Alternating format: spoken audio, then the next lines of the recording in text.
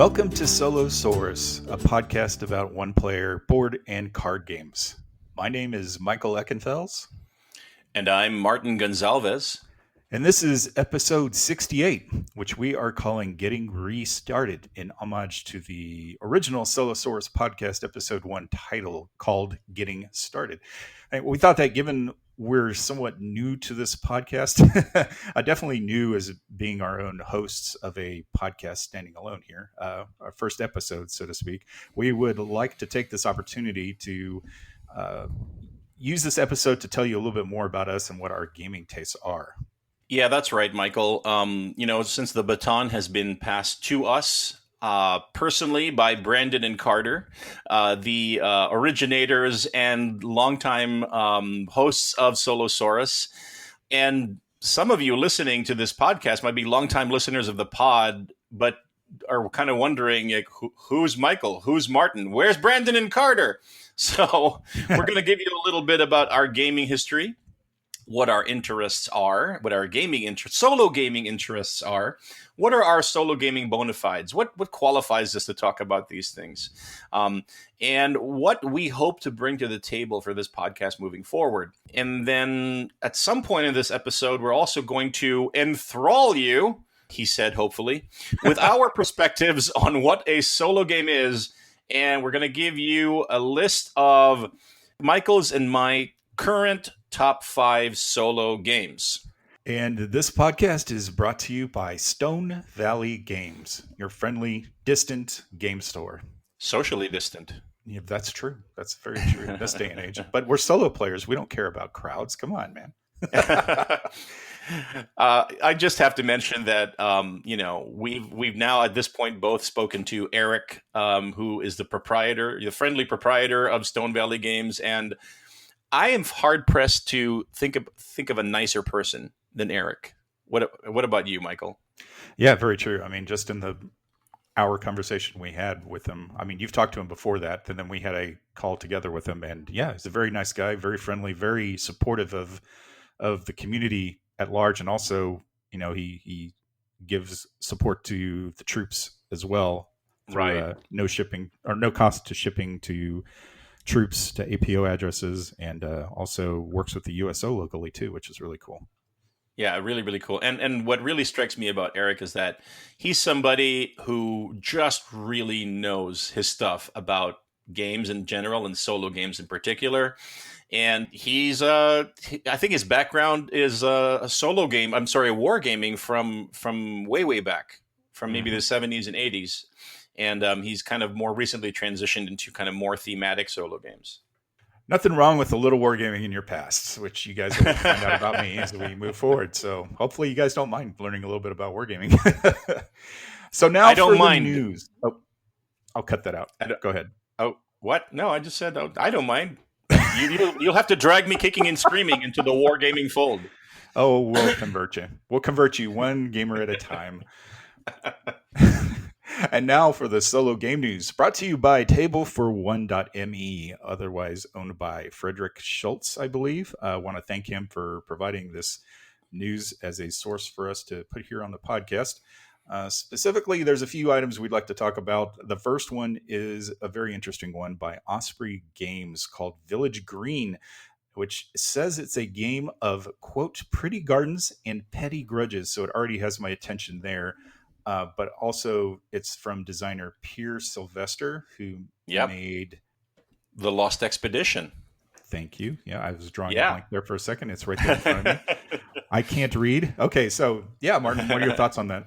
I'm excited about. I'm not so much excited about, when I see a box with like a pastoral green village. I'm looking at the box art right now on the website Table4One.me, and if I didn't know anything about the designer or the publisher, then I'll just like, okay, yeah, I'll just kind of dismiss this. But knowing that it's from the designer of The Lost Expedition, which is one of my favorite solo games, is amazing.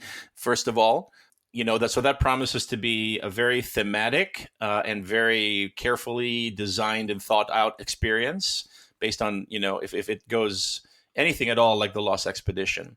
And also, notably, Osprey Games is the publisher of Undaunted Normandy, which, while not a solo game or doesn't officially have a solo mode, is a very, very well regarded and talked about game in the Solo Board Gamers Facebook group as well. So yeah, Yes, I'm that's pretty a excited about that. outstanding. That yeah, I am too. Actually, that it sounds. If it wasn't for that, I probably would pass over this game as well. Undaunted Normandy. I don't own that, but I do have Undaunted North Africa, which is a fantastic, simple war game. So yeah, that's pretty cool. So next we have a little bit of interesting news on a existing game called Sid Meier's Civilization: A New Dawn. It has an official solo mode, courtesy of designer Tony Fanchi, and I don't know what your thoughts might be on Civilization: A New Dawn. Mine are kind of it's not bad, it's not great, but the solo mode might make it much more interesting. I've only got a few plays of it under my belt. How about you, Martin? Yeah, I'm kind of in the same boat. So, first of all, what you have to know about me is that probably my favorite video game of all time is Sid Meier's Civilization, in particular Civ 2. So that tells you how far back I go. And I can't tell you how many hours of my life I spent playing that game. And so, the idea of a board game version of that beloved video game has always been appealing to me. However, I really don't have many, many hours to spend on playing the original Civilization game, board game. So when I learned about Civilization: A New Dawn, I'm like, a streamlined Civ game, but it's Sid Meier and this and that. So I was instantly interest piqued by this game, and I found a fan made solo mode on BGG, and then I played it, and my interest level like started out really, really high, but as the game went on, it just kind of like ebbed and dipped and whatever, because it just seemed like the game was more kind of like mechanical and super high level, and the feel and flavor and the charm of Civilization kind of, I was realizing I'm not feeling it here. So now, like you, I'm hoping that that's because I was playing a fan made solo mode, and I want to dig into this official solo mode, courtesy of the game's designer, to find out if it would improve the experience for me. So I really want to like a Civilization game, a streamlined Civilization game that I can play inside of an hour or 90 minutes tops. That makes me that recaptures that original computer game magic for me. Yeah, that's a challenge for sure. So when you were saying that about Civilization, I was thinking, yes, well, back in my day, I played Civilization 1.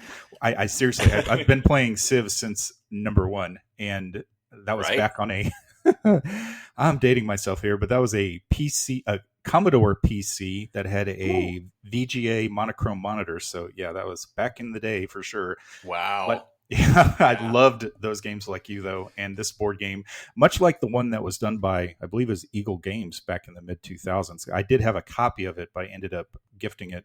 It didn't do much for me back then.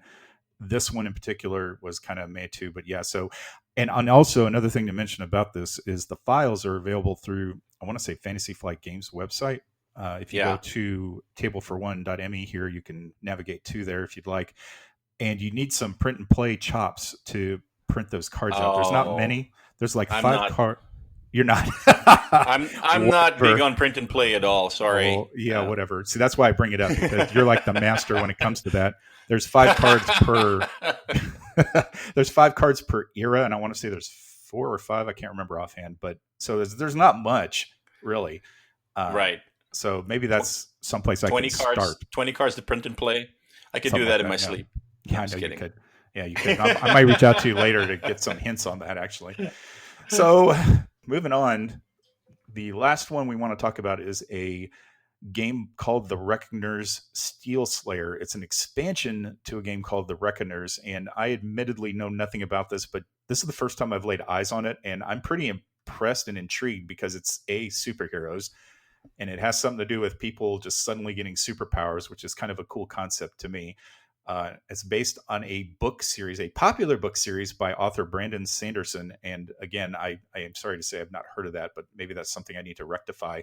The pieces look freaking awesome, though. What do you Hmm. think, Martin? What are your thoughts on that? Yeah.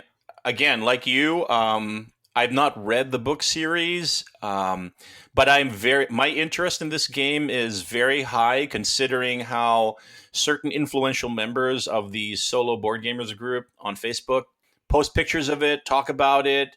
I've also seen it mentioned on the what solo games are on your table geek list on Board Game Geek at the One Player Guild, and a lot of people seem to enjoy this. A lot of people seem to get into it. It seems like the kind of like super thematic gaming experience that would draw me in, that I would be a sucker for. So I am I am afraid that a purchase of the Reckoners is in the horizon for me. I am I'm quite apprehensive about that. Yeah, I know the feeling. I mean, being somebody who's not seen this before, looking at the news for this podcast, and I see this, and I'm like already salivating, and like I need that because I've got, like all the memes posted to the Cardboard Comedy Club group about, you got these unplayed solo games, but you got this nice new shiny one that you want to get, and this is now sitting on that mantelpiece for me. This is the way. It's the way, absolutely. We want to take a moment to thank you guys again for the outpouring of support. We've seen nothing but positiveness from the Solosaurus community, as well as just the solo groups to begin with. So I'm pretty happy about that. Not that I was expecting pitchforks and torches or anything like that. I expected there might be a little bit of pushback in that regard, but it's good to feel like you guys are open to hearing us out and seeing what we can bring to the table here. Yeah, I want to echo that. It could very easily have been, what? No more Brandon and Carter? And then just, kind of like throw things and I'll be in my trailer until they come back. Or And it was to an extent, though. I mean, some of the posts were what? You guys are leaving? But then it was, oh, okay, well, good luck. Great. Thank you so much for the good memories and the time you spent. And I look forward to Martin and Michael. And we'll see if we can live up to that. Hopefully we can. Like, in general, they were like, and we're looking forward to what the future holds, and like, excited for what the new hosts can bring. And I'm like, wow, people are so supportive and nice. This is great. And I mean, I think it speaks to the quality of the community that Solosaurus and the body of work that Brandon and Carter did, what they've attracted, what they've created here, right? You generated a culture of folks who are willing to go deeper than the surface, go very, very deep indeed into these games and have really, really good, meaty discussions and, kind of like a civilized exchange of ideas. What a shock. What an anachronistic idea in this age of like hot takes and very kind of snappy, dismissive, social media driven critiques. Not that I have any opinions about that at all. No, not at all. No. So anyway, I just want to wrap up that piece by saying thank you very much to the fans of Solosaurus for being willing to give us a chance, and we are going to try our darndest, very, very hard, to live up to the faith that you have placed in the show and hopefully in us. So we'd like to take an opportunity to talk about our experience, what we've done in the past, and what we bring to the table exactly when it comes to gaming. Because I realize you guys probably know a lot more about Martin than me, but I still think it's good to level the playing field and see exactly where we're coming from a gaming perspective. So Martin, you want to start us off? I got into hobby tabletop gaming in late 2017. So what's that? Coming up on 3 years now. And it was actually my son, who's now 28, who kind of pulled me into it. Going back even further, I was a role-playing gamer, like Dungeons and Dragons, Call of Cthulhu, all that stuff from my college days, back when we had horse-drawn carriages and stuff like that. But like when we graduated, we all moved on, and life happened, and everybody jobs, whatever, like the usual story, and then we just kind of drifted apart and stopped doing that.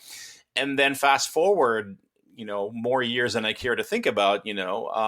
My son started trying to, like, every time he would visit our home, he would always bring a different one. He would bring Ascension, he would bring Pandemic, he would bring all these things, and he'd play with his siblings, and then he'd say, "Hey, Dad, come join us." And then I'd be like, "Yeah, I'll join you. It didn't really grab me, until, and so it wasn't really taking until he brought Eldritch Horror, which a lot of our listeners might possibly be familiar with. And that was the game that really kicked it off for me, because it reminded me, it had an emotional connection to the Call of Cthulhu games of my youth.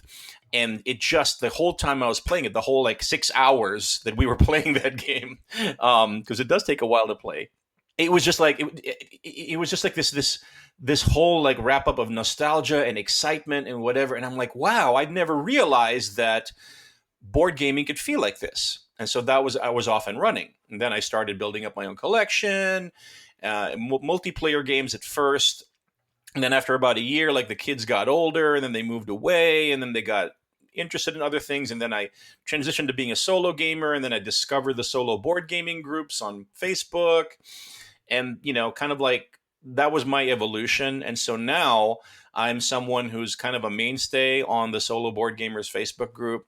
I also run a couple of gaming adjacent groups of my own. I run the Print and Play Hideaway for print and play games, and I run the Cardboard Comedy Club for comedy related to board games most of the time. Sometimes Michael will post something, and I'm like, Michael, that's not related to board games at all. Come on, man. Come on. Dungeons and Dragons, man. Come on. What else have I been doing? I also am the proud. Fletcher is the proud owner of a human. No, okay. I am the proud owner of the world's only board game reviewing dog. My dog Fletcher, my long-haired mini dachshund, who has over a geek list with over 20 reviews on Board Game Geek. So he's very prolific, and in fact he never stops talking to me about games. So yeah, so I mean I could go on. There's like a couple of other small things here and there, but yeah. And now I am the co-host of a solo board game podcast, which is kind of a dream come true. So that's me in a nutshell. I hate to think about when I got started in board gaming. I'm going to age myself tremendously here, but I started so back in the 70s. So I think Martin, you and I are about the same age, but back in the 70s when I was just a single digit age child, my dad played a lot of war games with his buddy. He was a Marine officer. They both were. And so they played a lot of that. And I remember Starship Troopers, the Robert Heinlein novel, being a board game by Avalon Hill, watching them do that and me trying to emulate them and not understanding a bit of it at all. He also had games like Magic Realm, some other really interesting games like by Yakinto Publishing, which is long out of print, but they made some awesome little folio type games. But anyway, that's how I got my interest started. And my first game purchase ever was Luftwaffe by Avalon Hill back in 1977 at the tender age of 8. I don't know why. Yeah, I don't know why I would start with something that heavy. The game it's not the greatest game in the world, but it's not bad. So I moved on from there. And, once in the 80s, I got my own job and then I was able to make my own money. That's when I really started buying more games. But at the time, in the 70s and 80s, you had two choices for board games. You had war games or you had Parker Brothers / Milton Bradley.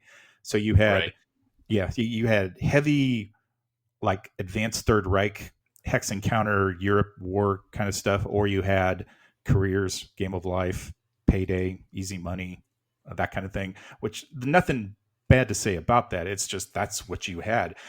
And in the 80s, it kind of became more of a, not really a change. It just kind of pushed forward. There were more war games coming out. There were more kind of niche board games, nothing like at all what we have today.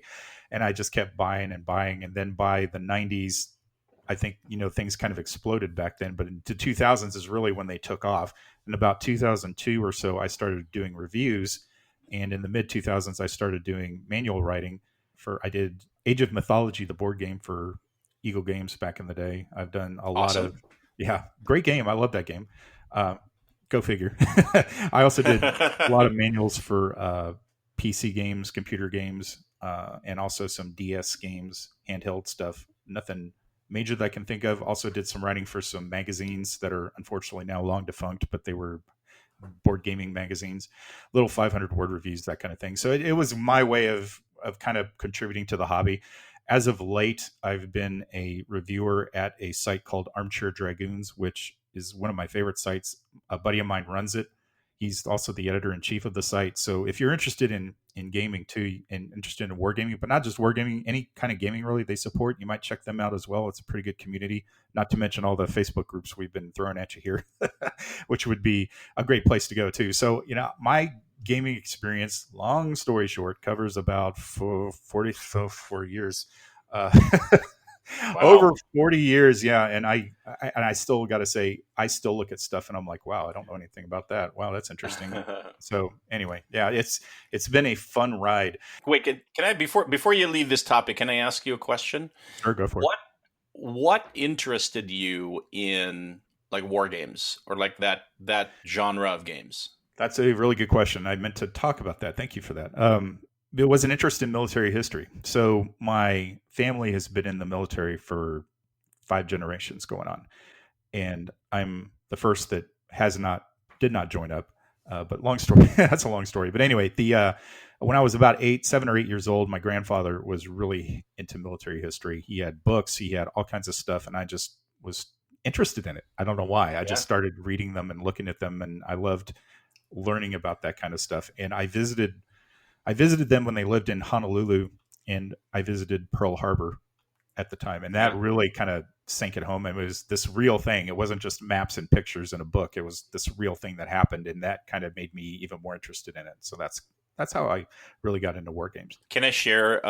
We actually have a kind of connection because when I was 8 years old, my favorite book was Run Silent, Run Deep by Edward L. Beach. Are you familiar?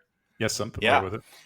Because of my dad. My dad was a huge World War II buff in particular. Because he was born in the 30s and actually lived in the Philippines during the Japanese occupation of Manila, of the Philippines. So he, after the war, after the liberation, he got, just wanted to learn more because he was like a kid of about 13, 14, 15 when all that was happening, in the early 40s. And and then his books would just be in the house. And so me growing up in the 70s, I'm just like, oh, let me pick up this book. What is this? Like a book about like Zero Squadron or, just the Battle of Britain or whatever. And then, so I actually was into these things when I was a lot younger, but I just kind of like lost interest. By the time I was 15, 16, 17, I was more into, Call of Cthulhu, H.P. Lovecraft, stuff like that.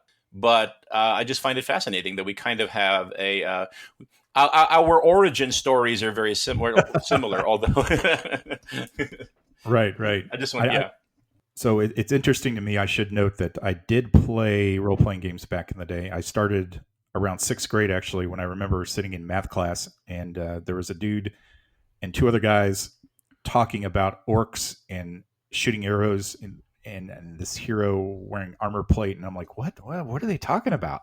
What the heck is that? And I just sat there fascinated, paying attention to them.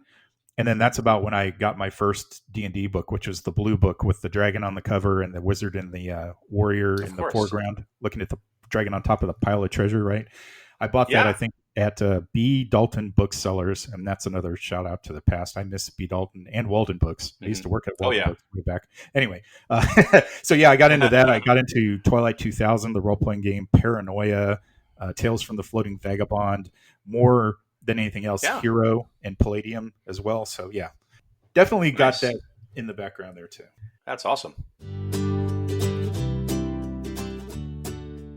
Our perspective on solo games. Let me not. Yeah, we're transitioning to. It's a rough transition.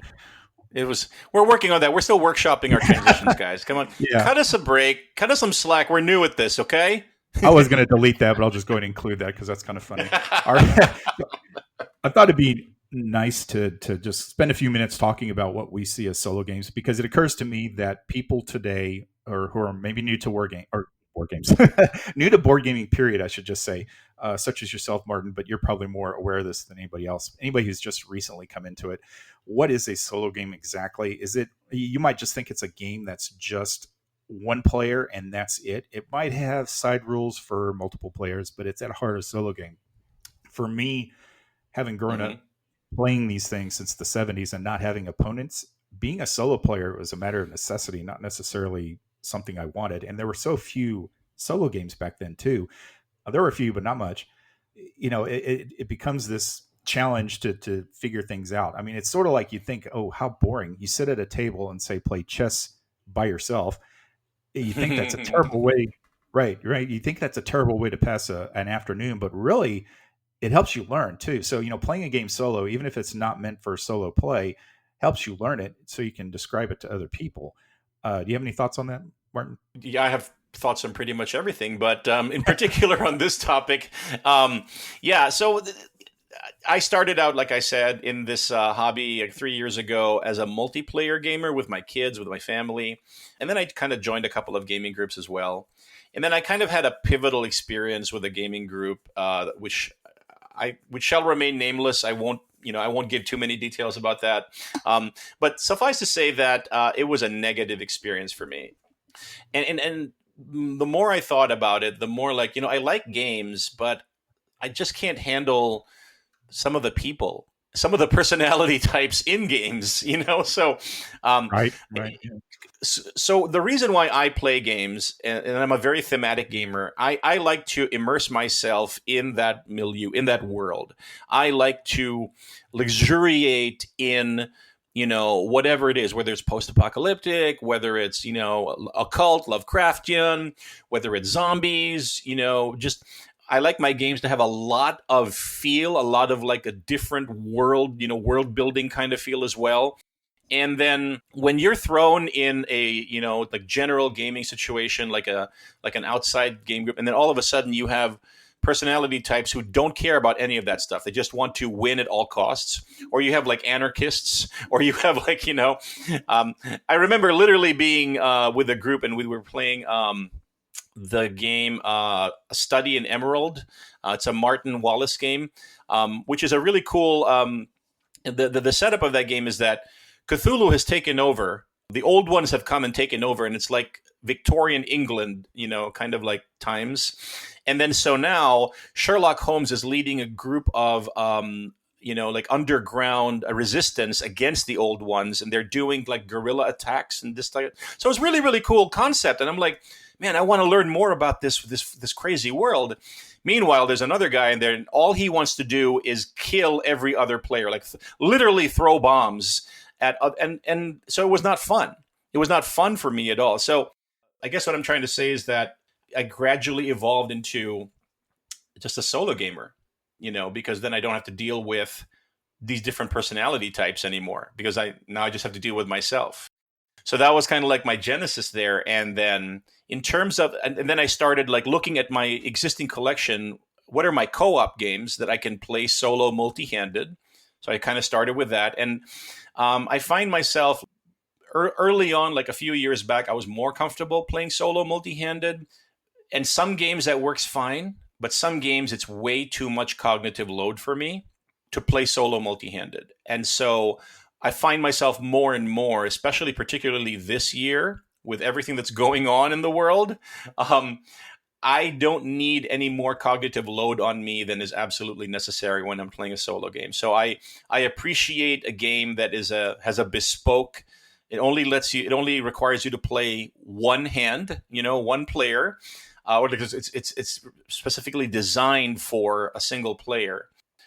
Which doesn't mean that I will, I will say never play multi-handed again. I just prefer it more now to just play games that have a purpose-built solo mode. Yeah, that's kind of like where I am now. My perspective on solo games. Like I said, it was a matter of necessity for me back in the day. There were solo games, but they were war games like Ambush, Open Fire, Patton's Best, or Mosby's Raiders, any number of such games. They're all war-based. So that was my experience with that moving forward. I found that I did enjoy multiplayer games, such as Axis and Allies. I played that a lot in high school with a lot of my friends. And that was a good experience when you got like-minded individuals. But yeah, when you said you got that one power gamer type that just wants to dominate, or the alpha that wants to tell you what to do. Right. When you're learning a game, that's fine when you're learning because they're being helpful. But when somebody just takes over in a co-op game, say, and starts, okay, you do this, then I will do that, and then we'll play that, and it's just, ugh. So, being a solo gamer, you don't have to worry about any of that. Granted, I think playing in a group is a lot more fun. I haven't played in a game group probably for 2 years. It was the last time I was in one, and I didn't leave it by choice. It just, I don't know. I think their games that they had to play just didn't really appeal to me. So there's that too. But ultimately, being a solo player, you're your own boss. You can play when you want. You can play for as long as you want, and it doesn't have to be, okay, I've got to carve out 6 hours of my day to play with a game group. Not that that's a big deal, but you just maybe don't feel like it. Oh, I've got maybe I just want to play for a couple of hours. Maybe I just want to do this. I can take some pictures and put them on the Facebook group and get the number of likes I'm looking for. However you want to do it, but yeah, I think it's my preferred way as well. And it also helps too that there's so many solo games out there, or games that are soloable. To me, Right. a co-op game, that's a solo game, pretty much at heart. Yeah. When you're all fighting for the same thing. Right, and I will say this: the kind of, and I think many solo gamers realize this. The kind of flip side of that is, if you are with a group of like-minded individuals, it can be an extra motivation to get through the learning of the game. Actually, like play it. Actually, like do the turns and wait for somebody else's turn. Whereas when you're on your own, as you very well know, you have to be self-motivating, right? Which can be a challenge sometimes, right? Yep. And so I think a lot of us in the solo community, we tell stories of, yeah, I've got this game. It's been sitting on, assembled on my table, set up on my table for days and days, or maybe weeks. I've got multiple games set up on multiple places in my house, and I just get to them when I get to them, and that's I think that's part of the deal, right? It's both a luxury of solo gaming, is that you can do that if you have the space, obviously, but it's also kind of like a challenge, right? That we have to overcome. Is sometimes I don't feel like. I literally, or sometimes, has this ever happened to you? You're like, you spend the time, you learn the game, you're super motivated, you set it up, and then all of a sudden your interest just drains away inexplicably. That's happened to me. Yes. And then you just kind of box it up again. You're like, what was that all about? Yep. I've had that happen to me the last few weeks, actually. It's funny because there's so much more time now, thanks to COVID, or no thanks to COVID, however you want to look at it, to not have to worry about Right. 3-hour commutes and, spending 30 minutes or however long in the morning to get ready for work and all that fun stuff. There's so much more time now. And even then I want to play this, and I lay it out and I reread the rules, and then I just get bored, and it's okay. So maybe this instead. And, I attribute that to maybe a little bit of ADHD to an extent, but also, Yeah. and it very well could be, but that's not helped by the fact that I have so many bloody games. I think we both have about 200 or so. I had probably close. No comment. I'm guessing. Not that I have. I can neither confirm nor deny that number. No pictures, no comment. Yeah, I probably had closer to 400 or 500 a few years ago.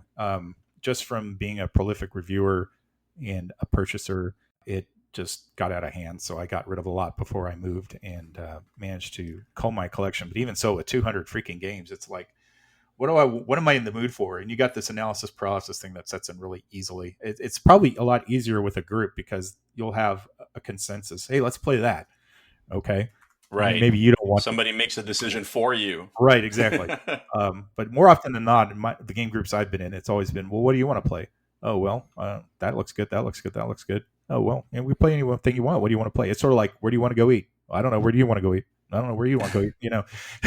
What do you want to play? I don't know. So yeah, it becomes a bit of a problem. It's like for our last podcast that we did with Brandon and Carter, the Mage Knight discussion, I had Star Trek Frontiers on my shelf for 2 years. I never played it. And this was kind of an impetus to get that off the damn shelf and play it. And so I can contribute something to the podcast, at least in my own way there.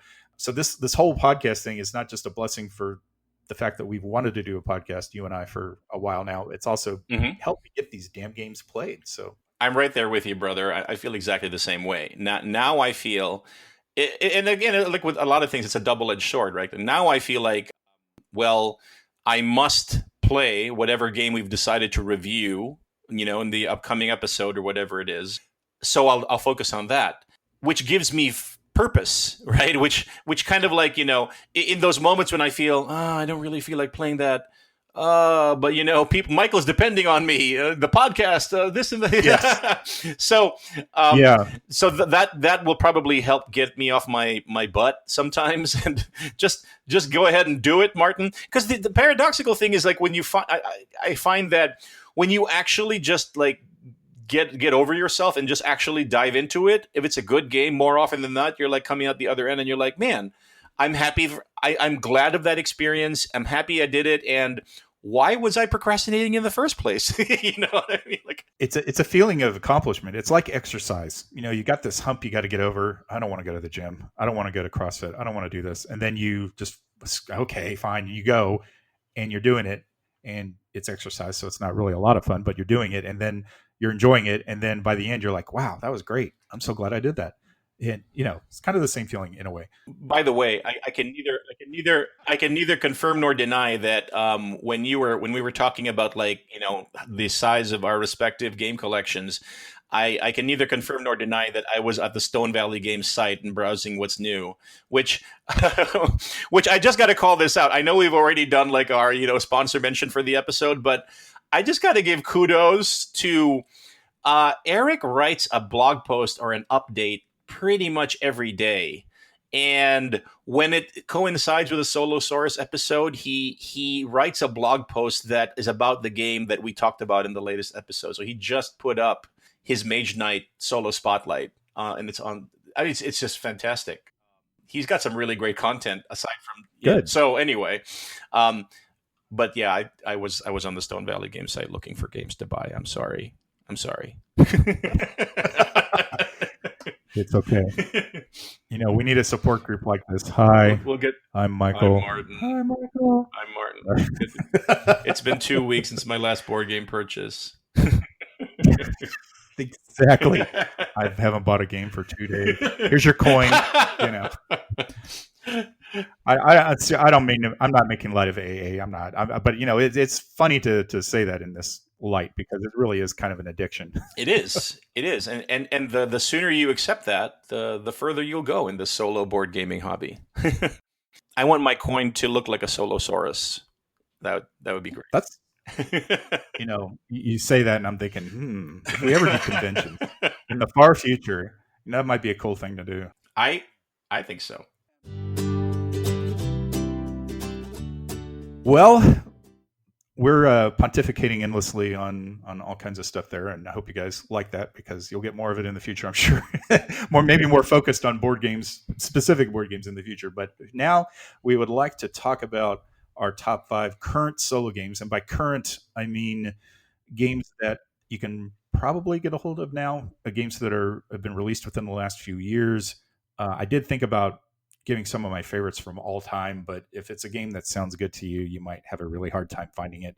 Martin, why don't you start us off? Yeah, and before I jump in, so we're gonna talk about our respective top 5 current solo games. And another dimension of the word current that I want to bring out here is, this is my attempt at coming out with my list of top 5, because I always struggle with my top 5. There's just so many games I love.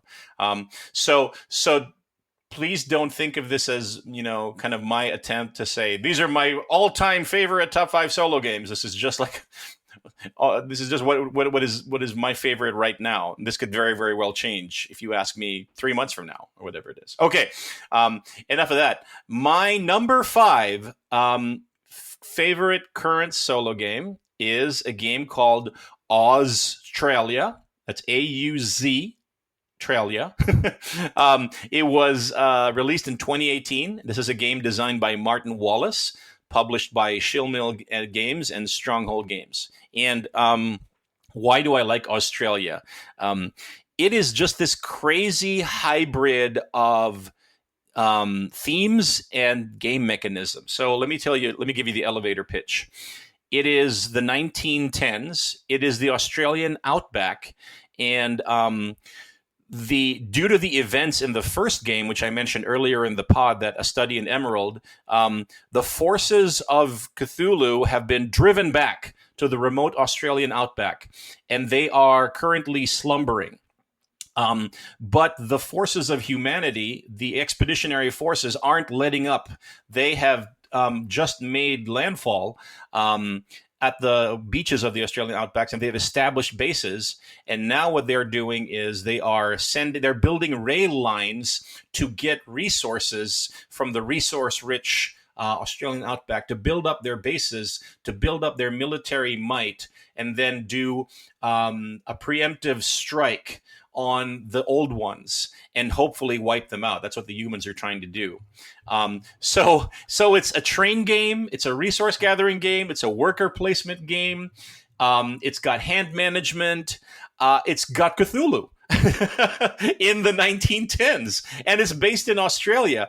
I mean, just when I heard this, I'm like, when I heard what this game was about and what all the, I'm like, what the heck was in Martin Wallace's head when he designed this thing? It's bananas, but it's brilliant, and it really works for me.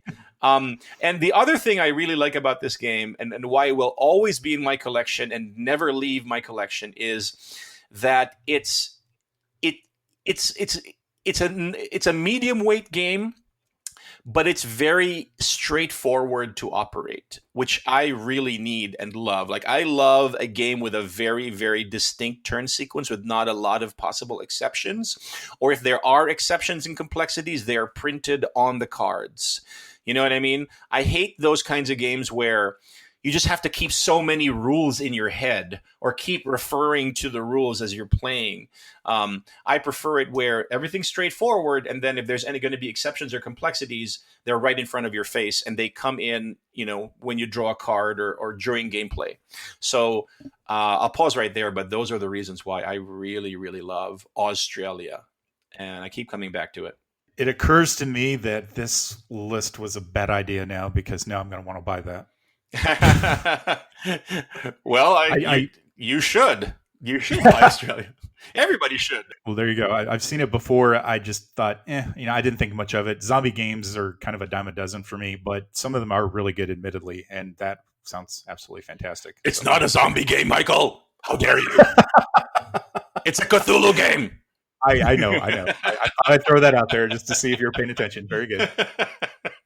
That's comedy, folks. Hi-yo. Okay. Hi-yo. So my number 5 is, I hesitated to include this in the list because it's kind of hard to get a hold of right now, but I have to include it because it's one of my favorites. It's Big Trouble in Little China, the board game. And this is not the Legendary Encounters one. This is the big box one by Everything Epic Games.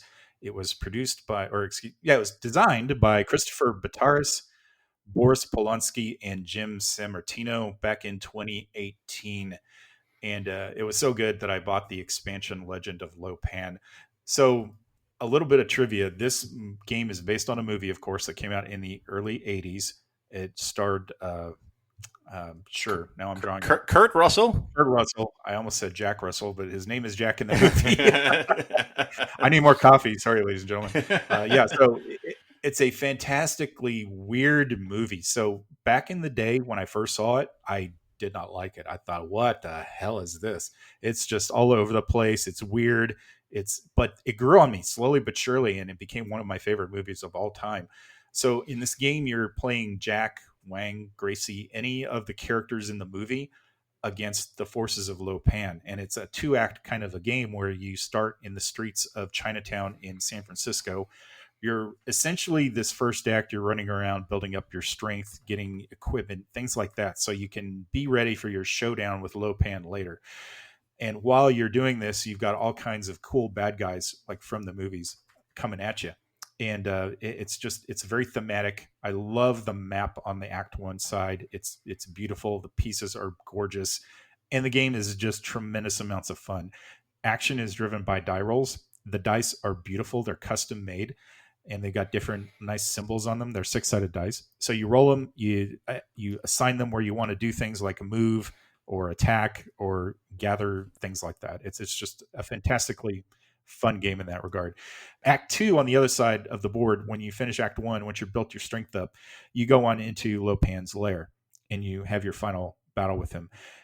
The 3 storms, rain, thunder, and lightning, I love their minis in this game. They are badass villains, and they're very tough to beat. If you don't encounter them on Act 1, you're definitely going to in Act 2, so you're going to hope that your characters are strong enough to deal with it. And you're also on a timer, so you have to get to Lo Pan in before it runs out in order to win the game and beat him. You not only have to beat Lo Pan in one form, you have to beat him in another. So he starts in a ghost form, you beat that, then you beat him in his human form, and you win the game. So the expansion kind of adds to that but it says it assumes that you guys lose against Lo Pan in Act 2. But you get out of there just barely by the skin of your teeth. So you're back in Chinatown, licking your wounds. What just happened to us? And it gives you the premise of getting this magic device that lets you travel back in time. So you can visit Chinatown in the past and encounter Lo Pan in the past. So it gives you this chance to redeem yourselves in a way. I haven't played that yet, but man, that's just fascinating to me. So that is my number 5, Big Trouble in Little China. Can I share a little bit of my experience with this game? Certainly. Because this is the one game, spoiler alert, folks. So this is the one game in each of Michael's and my top 5 where we are definitely in agreement, and that we both love. I love this game. It's not in my top 5, but I first learned about this game at Origins 2019. So I actually went to the Everything Epic Games booth, and there was a gentleman there who was doing a demo. And there was an extra seat at the table. There were 3 other people at the table, and I sat. And he demoed Act 1 for us, well, a portion of Act 1. He just wanted to show us the combat system, the encounter system. And apart from everything that you mentioned, Michael, about this game, it's story-driven or it's scenario-driven, right? So you'll go into an area, and then you have to do an encounter. And the encounters are in these very well-written books that are super flavorful, that are either scenes from the movie or like scenes that could be in the movie, or just and the cool thing about this demo was that the guy who was demoing it for us, I forget his name sadly, he did all the voices as well. Really, really well done. And so I'm sitting there and I'm like, this is amazing. Like I'm having fun and being super entertained more than any movie. It's like a live show. and then he walked us through, like, and this is how you would do you roll the dice, you assign the dice. The other thing I want to say is, folks who are listening to this, they might be hearing this and going, ugh, dice, too random, next. And I'm like, no, because the thing about the dice here is that no matter what you roll, it can always be useful. You can assign your dice in many, many different ways.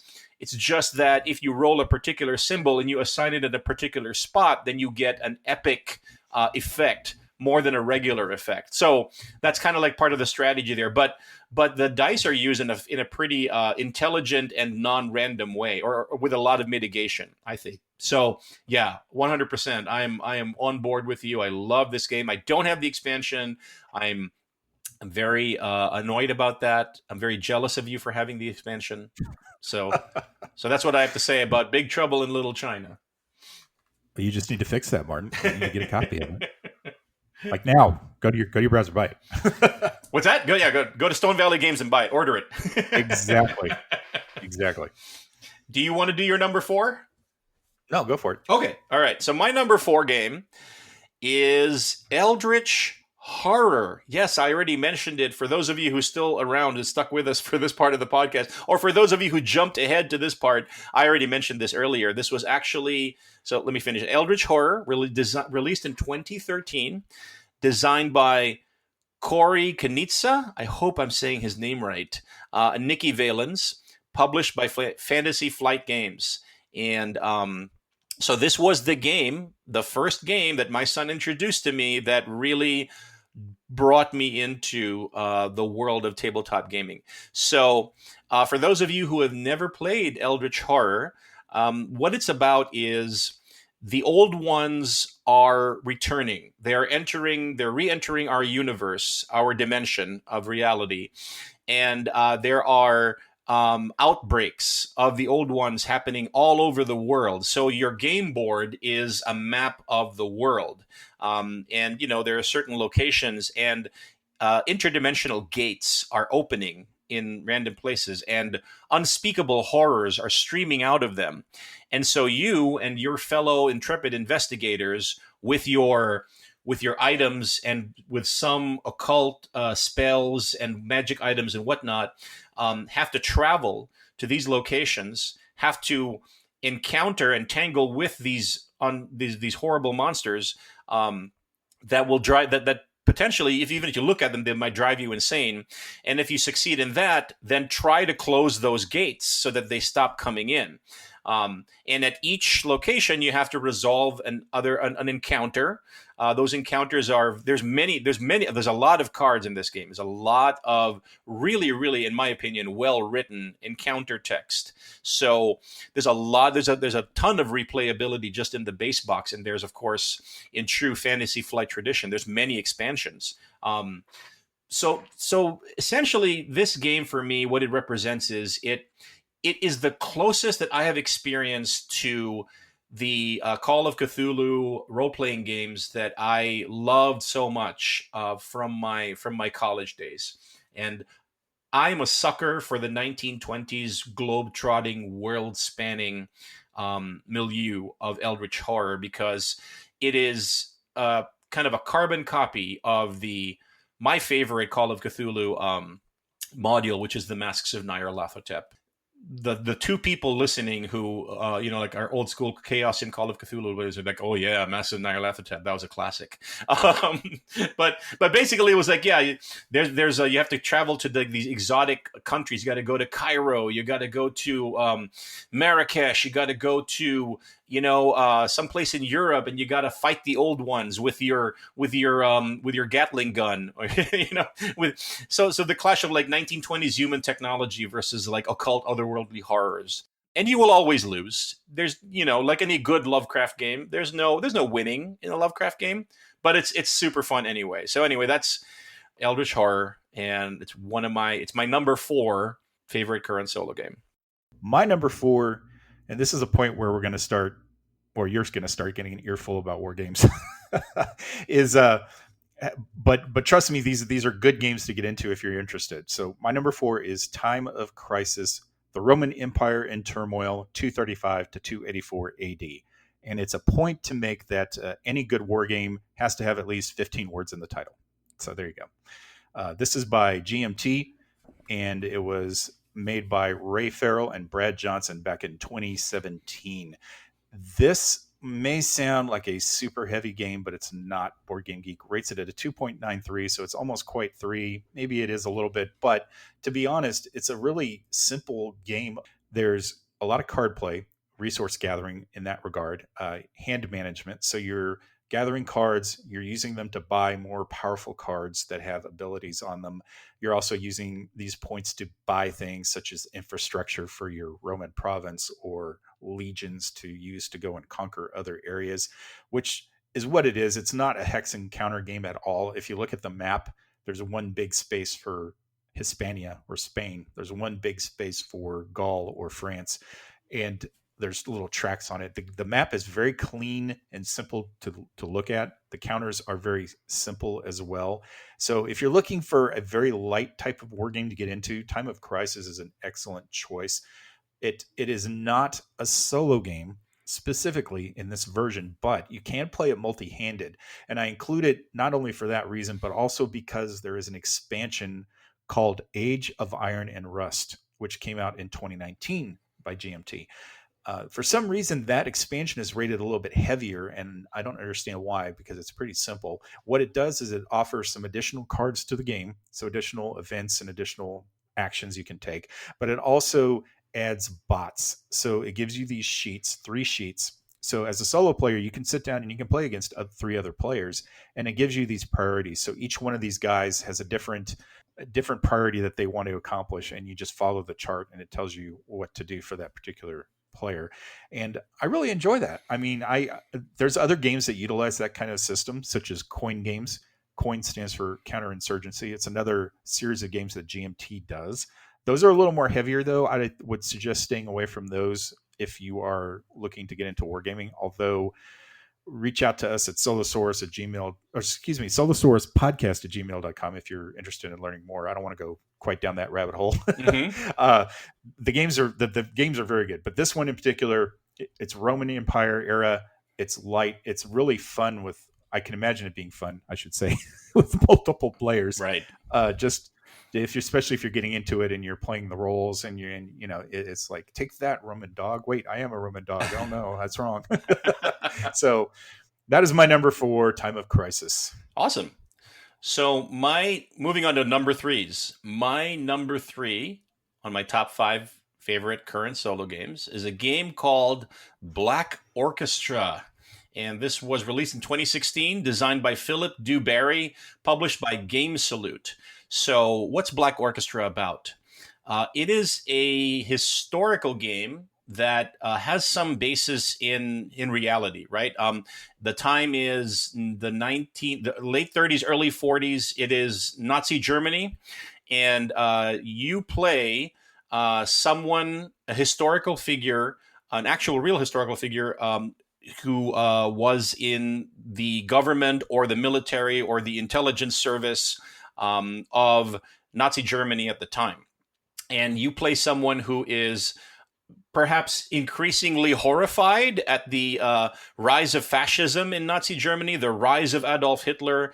And throughout the game, one of the mechanisms of the game is that your determination to try to do the right thing and to try to basically assassinate Hitler. And that's why the game is called Black Orchestra, because apparently there's this is a historical plot to assassinate the Fuhrer. And that's what this game is all about. They've crafted a game experience where the map is a very cool thematic map of Germany and surrounding countries, and the cards are divided into 7 decks, which represent 7 eras, starting with like the early 40s, and it kind of tells like events that happen at that time. Or there are raids by the secret police, the German. What are they called now? I'm blocking on the name of the SS, right? And they and so Gestapo. What's that? The Gestapo. The Gestapo. That's right. Thank you. And it's a very tense game. There's a lot of dice rolling in this game as well, but there's also a pretty good number of pretty good mitigation. But essentially, it's a game where you spend the whole time waiting for all the right elements to align. You're gathering items for your plot. You're gathering different options of plots. You're gathering other items and papers that supposedly are trying to help you with the plot. And you're waiting for the right moment, for Hitler to be in the right place, for his deputies to be in another place, for Hitler to be vulnerable. And then you have to decide, I'm going to try to assassinate him. And then you roll all the dice that you've managed to gather in your dice pool. And then, do you have enough? Have you prepared enough to be able for this to be successful? Or is it going to fail? And are you going to get rolled up by the Gestapo? So again, it's a very hard game to win. I have, in fact, won it once. The last time I played, I actually assassinated Hitler in 1943. And I have to tell you, Michael, the feeling, the incredible rush as you roll those dice and you see the exact number of successes to actually, you're like, your skin is like, you've got goose pimples all over, and you're like, did I actually do it? Is it enough? I can't believe it. I won. We actually killed Hitler. And then the fun thing is there's a card that says we killed Hitler. And then you can show it off. You can take a picture and say, hey, I killed Hitler. So like Eldritch Horror, some of my most memorable gaming, exciting experiences come on it hinges on a critical die roll. And this is the same kind of game, but it's a totally different feel. And again, another game that I'm so glad I was introduced to it by the Solo Board Gamers group, and it will never leave my collection. So yeah, Black Orchestra. That's another great one. I have that game as well, and I absolutely adore it. Just thematically, it's amazing. The dark colors, or the oppression that you feel just from it existing, and the stronger that the Nazis get, the more oppressive it is, the more darker it gets. And everything you mentioned, I totally agree with. It's a terrific game. So my number 3 is Call to Adventure by Brotherwise Games, designed by Johnny and Christopher O'Neill back in 2019, way back in 2019. Remember the good old days when there was no COVID to keep you at home? Anyway, this particular one. Did that actually happen? I know. I can't remember anymore. See, yeah, you get current events and everything on this show.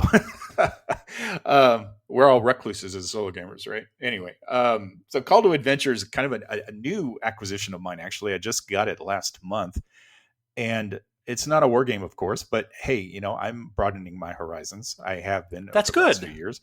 I like it because, well, you know, I'm trying, and see, you're already trying too because I want to buy Australia now. But anyway. The Call to Adventure is a multiplayer game, but there's a solo aspect to it, a solo rule set to it, so you can play it that way. So I can only speak to the solo side of it. So you're basically, it's really cool because you bring out this background of your character. You get to draw a couple of cards from a background deck, and then you choose which one you want. And then you draw cards from another deck to choose which one you want. So you're building this character and this narrative in your mind, which to me, as somebody who writes reviews and does after action reports or playthrough type of writings, I love that. It's so thematic to get you into the game and get you into a story. So you build yourself up slowly but surely over 3 acts, I believe, and then just before you finish the third one, you have to engage the main bad guy in the solo version of the game. Now, there's a few things about it that are a little weird, but I just need to get a few more playthroughs to grasp it. But that's not to say I don't love the game. I really do. That the weird parts are that the bad guy's got these certain aspects that you need in order to attack him. So you already know from the start what you need to gather and what you need to pursue. And that could be limiting depending on what cards you draw. So you draw, or you have this array of decks of cards in front of you for each act. You have, I think, 4 cards per act, and you decide which one you want to do. It's either an action of some kind, or it's a bad guy that you can fight. And usually the actions are ones you can just immediately gather. Sometimes you have to spend resources from what you have to get that card, but once you do, you acquire it, you put it under your appropriate card in the appropriate act, and that just makes you a little bit stronger. So sometimes that pathway isn't quite clear, but actually that's kind of fun of the challenge of the game is you don't know where it's going to go. You don't know what direction you're going to go in. And that means you got this idea in your head of having this heroic character, but you could take an immediate turn and start doing some real dark stuff because the game is driven not just by cards, but also by runes. So you've got these flat dice. They're essentially of them as 2-sided dice. And this is what you roll, so to speak, to see if you get successes.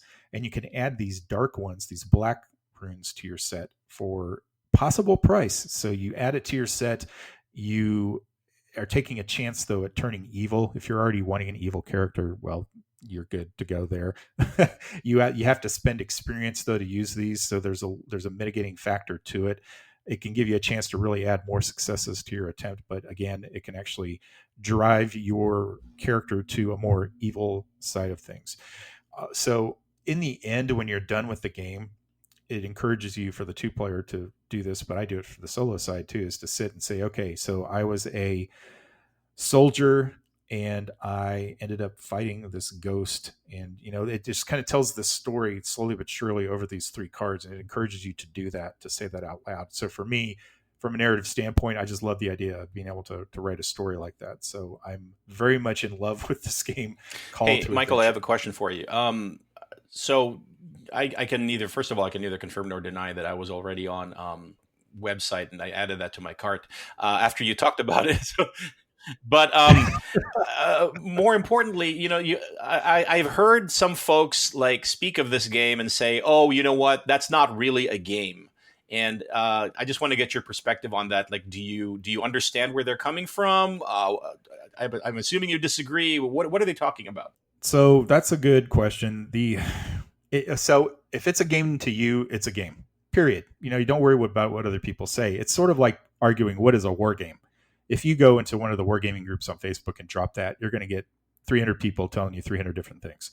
For me, it's a narrative-driven game. So this actually dovetails into another possibility of discussion here. So there are board games that are war games out there that are actually narrative-driven.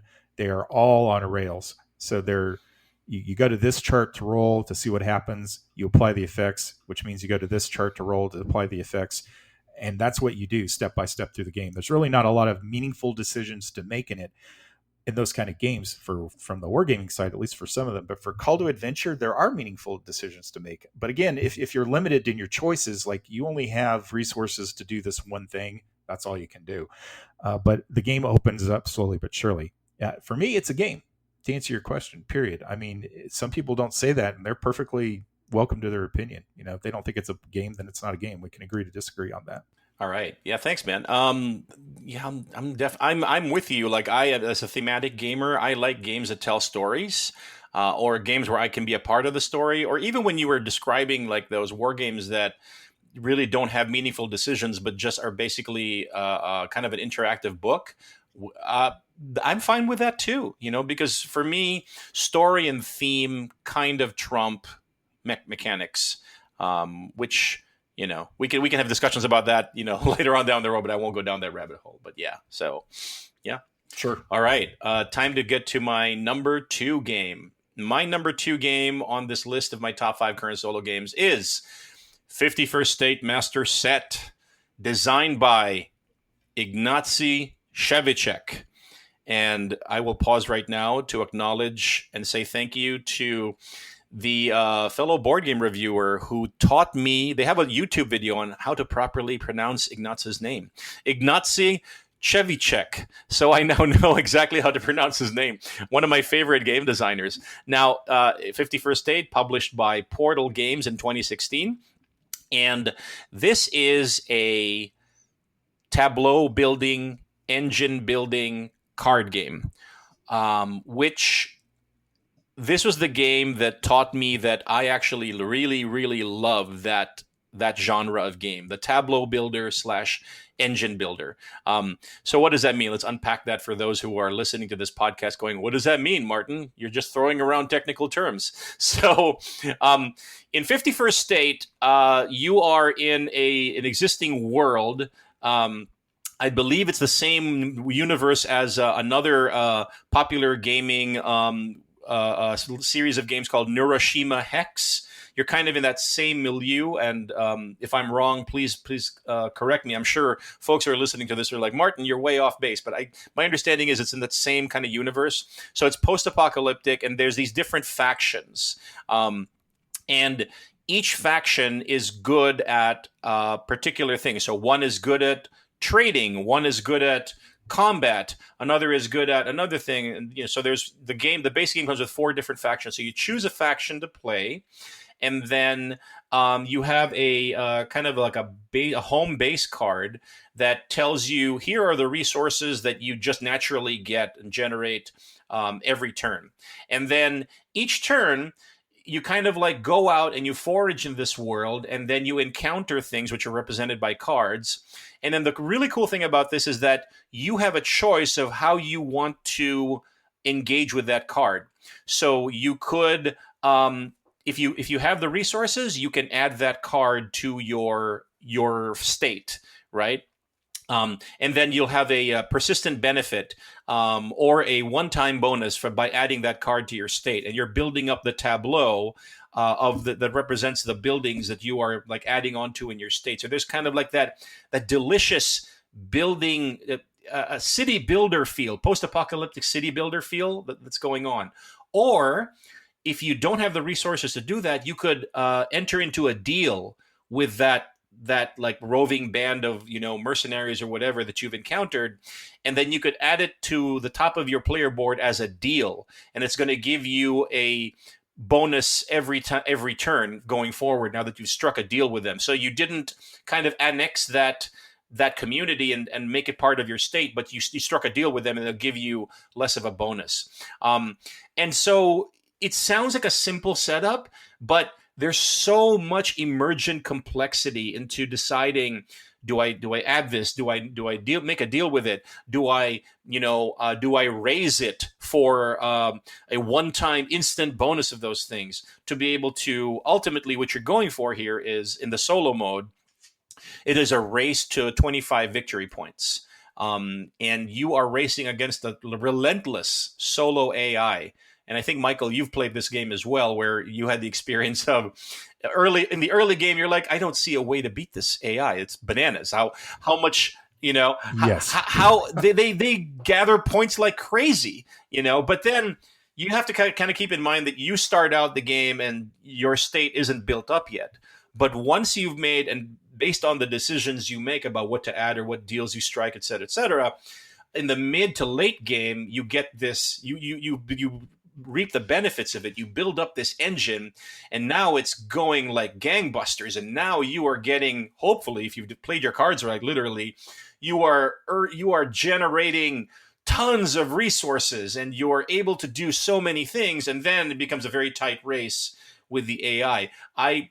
Full bucket of honesty, I've never actually managed to defeat the AI, but I have come close, which speaks to the brilliance of this design, I think. And I'm not going to gush into like Ignacy fanboy mode too much, but the guy really, really knows how to design a tableau builder, engine builder card game. This is not the only game that he's designed in this. He's also the designer of Imperial Settlers, which is essentially the same game, just with like kind of like a lighter, more cartoony vibe, with a few changes here and there. And also more recently, he's done Imperial Settlers, Empires of the North, which brings asymmetric clan decks into the mix. Whereas in 51st State and Imperial Settlers, you and the AI are drawing from a shared deck of cards. In Empires of the North, each clan that you play has its own unique deck, and they start from like simple complexity and then ramp all the way up to a very, very complex clan to play. So anyway, Ignacy really knows his stuff when it comes to, I think he is the preeminent designer of tableau builder games. And I just love this milieu, and I love this is one where the theme and the mechanisms just come together so well to make a game that, once again, you're going to get tired of hearing me saying it. It's never going to leave my collection. 51st State Master Set. Very good. Yeah, I remember texting you, what the heck's going on with this game? They're going to kick my butt here in 2 rounds. But yeah, I've got to get that back to the table and try it again. I got thoroughly waxed. Expected behavior. Yeah, well, there you go. So that's part of it, is as we've discussed, having this challenge like with Black Orchestra or with 51st State, getting your butt kicked and then just being, yep. Well, that's terrible. Yep. Well, I'm going to do it again. I'm going to try this again. And that's the whole beauty of this kind of game. So my number 2 is Interceptor Ace, Daylight Air Defense over Germany, 1943 to 44. Again, long title. Sorry, guys. By Compass Games. It was developed by Gregory Smith, and this was back in 2019. So Gregory Smith's one of my favorite designers. He does all kinds of awesome solo war games. And this is a lighter game, though. It's only 2.5 on the complexity scale, and it's rated 8.3 on BGG. So if you have an interest in wargaming, say the Air War in particular, as a solo gamer, I would recommend this. You are playing as a German pilot in kind of the mid to late war, where you are going up against American bombers that are coming over to attack German industry. And your job is to try to shoot down these bombers. So in this regard, you can start at the very beginning of the game, which I think is March 43. You can choose to start at a later date, but of course gives you less time within it. So the idea is to survive over this period of time from March 43 to April 44, I think it is. And at that point, in April 44, the air war is just done. I mean, the Germans, the Luftwaffe, they're on the ropes. They've got nothing left to really go up against on the Allies. And it assumes, I think, if you live that long, that you go into a training capacity to train new pilots for Germany's air defense. But in this regard, you get to choose when you start. You get to choose the aircraft that you want to fly, and they all offer unique abilities. So it's very simple, though. You might think, oh, I wouldn't even know where to start. What's a BF 109? What's a Focke-Wulf 190? I mean, it's all laid out for you there. So they come on cards, these big, nice, colorful cards, where you've got a silhouette of the aircraft. You've got its firepower. You've got tracks that let you move along as you're trying to find the Allied bombers over Germany. And the whole point of the game is just to survive, to rack up kills. It's all card driven too. It's not hand. You don't have a hand of cards. You just draw a card. So you draw it first to see how many hits you get. You draw another one to see how many hits it gets against you. But there's more to it than that. This might sound like it's a game on rails, but it's more. There are some decision points in here. For example, as an interceptor, if you're going up against a stream of allied American bombers, you can choose whether to go up against the bombers or if you want to take on the escorts. If you choose to ignore the escorts, you're doing that at your own peril. The bombers are, of course, the higher priority target, but the escorts, the American fighter escorts, will make your life pretty miserable if you choose to ignore them, especially the later into the war you get. As you can imagine, the Allies just get stronger and stronger, of course, and your choices get much thinner. And but you get better planes, too, to do your job with. And you gain experience as you succeed. You gain prestige points, which you can use to spend to move to other bases or to gain new aircraft. There's mechanics in it as well, where you can be promoted, where you can gain awards, and there's a very interesting aspect to this as well as to his previous design called Night Fighter Ace, which is pretty much the same game except you're obviously in a night fighter, and that is whenever you get a certain award, the Fuhrer himself gives it to you. So you get this award, you miss a sortie because you have to travel to Berlin to receive your award. It tells you, Gregory's kind of tongue in cheek on this, but it's an interesting rule where if you want, you can choose to try to assassinate Hitler. So it gives you this little rule set where you can try to do it if you'd like. Of course, your game's going to end there, period. If you succeed, right, you're done. Whether you win or you succeed or not, you're dead. But if you succeed, you guess you've got this narrative that you've built up that you can just say, "Hey, great! You succeeded in killing Hitler. Your game's over now." But now you can rack up your numbers and see where you fall in the spectrum, because he's got this spectrum of like 0 to 5 kills. You're terrible. You're an awful pilot, or if you got 30 or more, you're a exemplary pilot. Do you at least get some kind of bonus for killing Hitler? I can't remember, but it's interesting. He adds it as an option. It's like you got this option. If you really want to do it, you can do that. And speaking of the Black Orchestra approach to things, when all these assassination attempts, it sounds crazy because most people might only be aware of the July 44 plot where von Staff, what was his name? I'm drawing a blank here. The 20 July plot, Klaus von Stauffenberg. There we go. He tried to plant a bomb in Hitler's bunker in with the Wolf's Lair, and only by the most amazing coincidence did it not work. I believe he placed, if you've seen the movie Valkyrie, you kind of get the idea. He placed the bomb, he left the bunker, the bomb was in a briefcase that was right by Hitler's feet. And this other general who was not aware of what was going on came around to stand next to Hitler in the vacated spot. His foot bumped the suitcase. So he looked down, what's this in my way? So he picked it up and he put it on the other side of this divider underneath the table. So when the bomb went off, Hitler was protected. He still lost hearing in an ear. He still got injured, but that move saved Hitler's life in that particular regard. The movie is fascinating. The history is fascinating if you're interested in looking that up. But how many assassination attempts would you guess, Martin, were made against Hitler? 3? That is a good guess. Actually 22. Oh, wow. According to Wikipedia. There's actually a nice list of assassination attempts on Adolf Hitler. Wow. Anyway, as an aside, if you're interested in history, you might go check that out because it happened more often than you might think. And that's kind of funny that I'm going off on this tangent. This is just a teeny part of this game, Interceptor Ace, but it's an interesting one.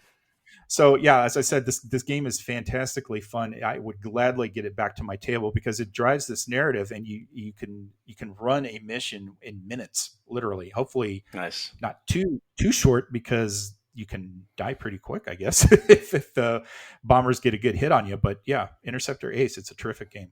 That is something that I can neither confirm nor deny. Like, we were talking about this when we were preparing for this show. I'm like, I started reading the title, the very long title, and I made fun of it. I'm like, yeah, my first game is going to be, but then Interceptor Ace, Daylight Air Defense Over Journey. But then I looked at the complexity rating, and I'm like, wow, this is like a medium light complexity game. This might actually be something, because that's, as a non-war gamer, like, kind of like interested in dipping his toe into that, but not wanting to just like, get swallowed whole by games like I have A Distant Plane or Fields of Fire on my on my shelf, or Thunderbolt Apache Leader on my shelf right now, staring at me unplayed, because I'm intimidated by the incredible complexity of these types of games, right? And I'm not used to lookup tables and intricate maps and all that stuff. But the way that you've described something like Intercept Trace, it's like, yeah, and I could definitely I would be down for that. So thanks for introducing that to me. And I'm shaking my fist at you as my cart, my shopping cart grows and grows distressingly. Add it. Let's press the button. Okay, there you go. Are we? This is it. We're revealing our number ones. Is it time? Yes. All right. It is time. I'm ready. My number one current top 5 solo game, and anyone who's seen my posts on Solo Board Gamers Group is not going to become a surprise to any of them. My number one is Aeon's End, designed by Kevin Riley, published by Indie Board Games and Cards and Action Phase Games in 2016 was when the first version came out. So what can I say about Aeon's End that I haven't already said? It is a deck building game, and I love, and unabashedly love the deck building theme, the deck building style of game, and that mechanism. And however, if you've played a lot of deck builders prior to Aeon's End, then you will also be distressed by the very high amount of randomness in a deck builder, because essentially you start out with a low-level deck of cards. You don't have a lot of capabilities, and then you have to slowly build up as you are playing.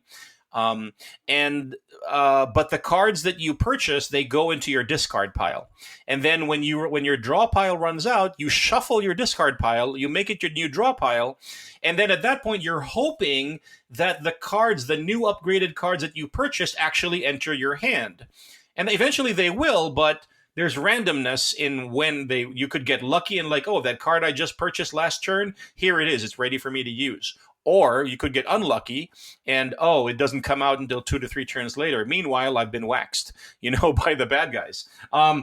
So there's that, and that can be infuriating to a greater or lesser extent for folks. So what does Aeon's End do? What does Kevin Riley do in Aeon's End? He changes that rule. He's like, when you purchase a card, it goes into your discard pile. You don't shuffle that or when you discard piles from your hand, when you're done with playing your turn and you're discarding your hand, you can choose the order in which you discard those cards, and you don't shuffle your discard pile. When your draw pile runs out, you simply take your discard pile, flip it, make it a new draw pile, and now you have more agency, more control over the order in which those cards will enter your hand. Which is a seemingly small but very impactful change in how deck builders work, because now you can start building combos. And you can say, and there are cards that you can buy that combo well with each other, that have complementary benefits. And then so you could say, well, I want those 2 cards to enter my hand so that now I can start to strategize. I know that I'm going to have that combo in my next hand. So now it starts me thinking about, like, what do I want to do in my next turn? Do I want to attack the villain, the nemesis? Do I want to try to build up my ability and see if I can launch that fire off that ability? So there's a lot more strategy and agency in Aeon's End. I like to say Aeon's End, Kevin Riley basically looked at all the deck builders that he had played up to that point, very well identified what were the issues with them, and then he took specific steps in Aeon's End to fix those issues. The other kind of innovation that Aeon's End brought to the table was it has a turn order deck, which means that unlike most games where you take turns, usually in clockwise order, and then the nemesis will go, in Aeon's End, you shuffle a turn order deck, and then you flip a card, and then that tells you whose turn it's going to be next, which means sometimes you could have two consecutive turns, or or the nemesis could have two consecutive turns, which could be very, very bad for you, right? But the point is, you don't know. So, what the designer did, what Kevin Riley did, is he was very intentional about where am I going to reintroduce randomness into this formula, where it increases tension, it increases excitement. I mean, I could go on and on about Aeon's End, but I think that it is kind of like the ultimate example, or the ultimate expression of the deck building genre of game. And I will say this, like the last thing I'll say about Aeon's End is I only own the core set. At this point, and Michael and I were talking about this before the show, at this point, there's so many expansions, and there's a legacy version, and there's a new kind of a reboot that's out now. But I'm still judging this game from the second edition core set, which is exactly the same as the first edition, but just has nicer art, upgraded art, and it every game also reliably takes me about 45 minutes, less than an hour to complete, but I don't feel cheated by the experience. So there is quite a bit of setup. Setup can be a bear if you're not used to it, but I mitigate that by having card dividers and keeping my decks kind of already prepped, so I can set up in pretty fast amount of time. And then I choose my nemesis, I choose my breach mages. I always play 2 breach mages, and we go. And it reliably is over. It's like a roller coaster ride that will finish in about 45 minutes, and you're going to have a great, amazing experience, and it doesn't take you all day to play. So that, in a nutshell, is why I really, really love Aeon's End. It has been my number one ever since I first played it in 2016. My daughter actually introduced me to this, and I just love this game. Love it. Well, that's interesting to note that I may have added this to my cart on Amazon now. Good. Thanks so much for that. A fine thing to do. Well, I looked at it on BGG as I was listening to you, and I thought, wow, this looks pretty cool. I like the art. I like the premise. So anything that says card building or deck building or card driven, that kind of bothers me a little bit, but I'm getting over that. It used to bother me a lot more. I'd see card deck building or anything like that, I'm done. I'm out. But in this particular case, that looks really cool, actually. And I saw some genius has got it selling for $250 on eBay. Ooh! But Amazon has it for $40. Nice. Is that the second edition core set? Yeah, core set, second edition. Nice. Yeah. And in doing a search for it, I'm like, oh my God, how many expansions are there for this game? A lot. Yeah, I see that. In fact, one of the issues of it is like people don't know where to jump in. And I'm like, the core set is a great place to jump in. Yeah, it looks like I might be having to do some culling if I'm getting that game and liking it. Mm-hmm. Anyway, so my number one is Pavlov's House by Dan Viersen Games, or DVG. It's done by a gentleman named David Thompson, a very prolific wargame designer, and it came out in 2018. This is my favorite because it's a war game, but it's a very light war game, and I think you guys would be interested in it if you have your interest in history here. So just as a little bit of background, I don't want to go into a great deal of detail because I could easily do that. The Battle of Stalingrad is one of my favorite campaigns to read about. It's just fascinating to me what a cauldron this battle was. And Pavlov's House was a particular focal point of this battle. The Germans constantly assaulted this tiny little house, this tiny little apartment block that was 4 stories tall. And it was just near the Volga River, where the Germans were looking to push the Russians into the river and capture the entire city. But this little apartment building held on against incredible odds for a long time. I want to say it was a couple of months, maybe 3 months. The exact time is kind of disputed, but it was about that time frame. So the game board is great. It's very simple. You look at it, it's divided into 3 sections. You've got Pavlov's House itself on the left, where you've got your soldier counters and they move around, and your equipment counters move around. You've got the middle section, which is the area immediately around Pavlov's House, and it has these approaches that the Germans make in coming towards the house, where you have to fight them off. And then on the right, it's got the area of operations for the parent headquarters, which is 62nd Army. And this holds all the support elements to your group. So you've got artillery, you've got anti-aircraft, you've got supply, you've got communications, the headquarters, everything. And the game is card driven. So you start by drawing a certain number of cards, and each card gives you 2 choices. You draw 4 cards, but you can only choose 3 actions. Once you choose an action from a card, you cannot choose the opposite side of it. So you choose the top one from a card, you cannot choose the bottom one also. Each of these gives you a specific thing that you can do, such as adding an anti-aircraft token, adding supply to your area on the other side of the river, adding it to the boats that go across the river, or moving them to the house. There's this structure to it that you have to plan for. And you know you're going to need supplies. You know you're going to need, say, first aid kits. You need to try to get those gathered in your supply area. Then you have to get them into the boats over the river. Then you have to get them into the house. So there's this challenge to building up your forces, while the Germans are not letting up on you, because the next round you're drawing cards for the Germans. You draw units such as tanks and infantry that get placed on that middle section of the board, and slowly but surely they move towards the house. If they get into the house, then you lose the game immediately. Or there's artillery attacks, which serve to soften up your walls that defend the walls of the house. And if they manage to breach it, then they can actually start hurting your soldiers in there. And then there's also Stuka attacks. Stuka attacks are probably the bane of this game, but they're so awesome because you just don't know where they're going to hit. So you can, in your first round, place an anti-aircraft token. The Stukas attack, so then you can use those tokens to fight off the Stukas. But if you do not, or you fail, then they get to attack the spaces on the right side of the board. So all these tokens that you've laid out, say the communication tokens or the headquarter tokens or the supply tokens, if you happen to roll the number that space is, then that token goes away. So all your hard planning gets just wiped out. And it happens more often than not.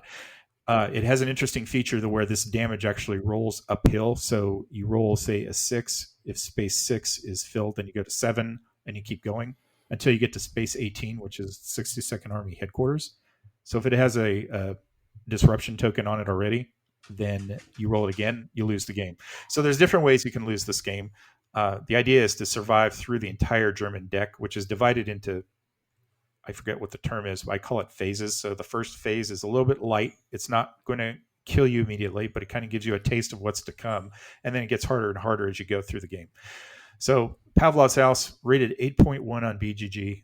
I think I rated it about a 9. I think it's a really good game. The complexity is only 2.64. Mm-hmm. It's very easy to get into. The components are great. The cards are great. It's not busy. Just a fantastically fun game overall. And I will mention that it does have a freely available print and play version that the designers have very generously decided to post in the file section of this game's entry on Board Game Geek. So that, makes it very attractive to me as somebody who has dabbled in print and play to, one of these weekends, knock out a copy and try it out and see if I want to purchase it. I also noticed that on, let's see, this may not be the best price for it. It's a little bit over $60 on an online place where you buy games that shall remain nameless. But yeah. That's awesome. Thank you very much, Michael, for going through that top 5 with me, and curse you for introducing me to things that are definitely sitting in my shopping cart right now. I can say the same thing about you, and to be honest, I bet our listeners are saying the same damn thing too. How dare you tell me what games I can like? I'm adding by that and by that, just so I can tell you you're wrong. How dare you listen to this podcast that's designed to tell you what games you should be buying? How dare you? Exactly. Yeah, we appreciate giving the chance to tell you guys this. I'm joking, of course. We're appreciative of you listening. We're appreciative of you guys taking our advice. All the games we've recommended, highly think you'll love them. I think each and every one of you would love them. So do you have anything else to wrap up here before we close out the show, Martin? I think we're at an hour and a half now. So Yeah, no. Heck of a Ironic because we were saying, at least I was like wishing and hoping, like before we started recording this, that this shouldn't take as long as the last episode, which was a Mage Knight review. I mean, come on, it was a Mage Knight review, and we had 4 people on the pod.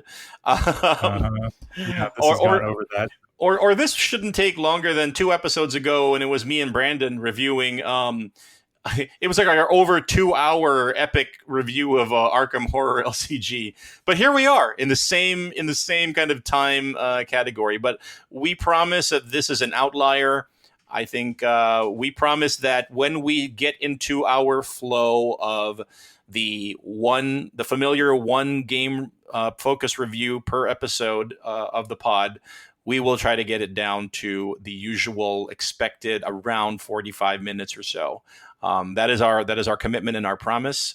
How well we can live up to that, we'll see how that works out. Yeah, I hope you're crossing your fingers when you said that. I'm definitely crossing all of my appendages. So, and I just want to say, hey, thanks, Michael, for embarking on this journey with me. It was a kind of a crazy idea when Brandon Facebook messaged me out of the blue, and he gave me the double whammy of my life has changed, and I'm not going to be able to do Brandon and Carter will not be able to do the show anymore. And I'm like, what? The host of my favorite solo podcast? No. And then we want you to take it over, and we're like, what? That's even. That was a bananas message, but thank you so much for agreeing to go on this journey with me and to try to keep this going. And as I will always say, eternal gratitude and tribute to Brandon and Carter who started this, and we can not replace you, we can only succeed you, and that's what we are trying to do, is just to carry on the torch that you have lit and that we want to keep it burning. Right. Absolutely. I agree with everything you've said. I'm very thankful to Brandon and Carter for building this thing up that is Solosaurus and giving us the opportunity to step in and also provide our insights into things. Martin, I appreciate you coming along as well. This is fantastic fun. I mean, you invited me to join you, and I really appreciate that. I know we've talked about doing a podcast for a while, but this is just great having this built-in infrastructure, and we hope that we can live up to the expectations you all have. And this discussion, if you've enjoyed it, I hope that you have. We hope that you have. Please let us know on Facebook for sure, also on Instagram. But I want to say, if you have any questions at all, please don't hesitate to email. Please hesitate. please don't hesitate. Don't please. Right. My bad there. Please don't hesitate to email us at solosauruspodcast@gmail.com. So that has not changed at all. That is going to stay the same. The other thing I want to mention is that this is around the time of the show where Brandon would say, and if you want to reach out to us on Board Game Geek and get hooked up with the Solosaurus micro badge. I saw on the Solosaurus Facebook group, some people were like, "Oh man, I should have gotten my micro badge before you guys stop being the hosts of the show." You can still do it. Reach out to me, Dr. Henry Armitage, on Board Game Geek. Send me a geek mail, and I will hook you up with the Geek Gold for you to arm yourself with your shiny new Solosaurus micro badge. That is Dr. Henry Armitage, and that's my persona on BoardGameGeek.com. Thank you for mentioning that. I was actually wondering how we could get that to folks, because I definitely would love to see that continuing, and it's great to see people demanding it. It's great to have that. My avatar is rocking the Solosaurus micro badge very proudly. Roar. Very good. Roar. Now I'm going to have to do the same thing. As I said, any questions, email us at the show. We'll do our best to answer you quickly, though it might be a few days as we kind of get ourselves integrated into the system and taking over all the resources for that. If you're a publisher, you're interested in seeing your games reviewed by the show in a much shorter episode than this was, please do reach out to us as well. Yep, and let us know. We are, of course, part of the Dice Tower Network, which is kind of an awesome thing to say. I've never been able to say that in my life before. That's very cool. Yeah, absolutely. And you can also visit us on Facebook and on Instagram. And you can get this episode also on iTunes if you subscribe there. Give us a rating too if you'd like on iTunes. And as Martin mentioned, Board Game Geek, of course, there's your other outlet. There's so many places you can interact with us. We hope to see you in every single one of them. And I hope to learn how to check all of those places. Michael, I want to clarify something. You did say that you have a resource, you have a secret weapon who might be able to help manage our Instagram presence and kind of upgrade that. Yes. So my daughter offered to do that. I haven't talked to her about it since, and she loves Instagram, and she's really good at Instagram. And I sit there like an old man. She's really good at the Instagram and the internet thing, but I have no clue. Instagram, okay, yeah, Facebook, sure, no problem. Board Game Geek, definitely. Instagram, okay, yeah, you want to do that for us? I'll talk to her. I'll see what she says. But yeah, if you interact with us there, if you don't hear from us immediately, don't despair, because we're still trying to figure out, okay, what's the cadence we're going to get into? What's the pacing? But we'll definitely be there for sure. Back in my day, we communicated with 2 tin cans and a string, and we liked it. That's had to right. Walk 40 miles in the snow uphill both ways. You should go to YouTube and check. Right, exactly. You should go to YouTube and check out the 4 Yorkshiremen Monty Python bit. If you totally don't understand this back in my day thing, you'll totally get that. That'll be hilarious. Well, anyway, thank you, ladies and gentlemen, for listening to the show. Again, my name is Michael Eckenfels. And my name is Martin Gonzalez. And we love and appreciate you all for sticking with us and listening to the show. And we will talk to you in the next episode. Thanks for listening.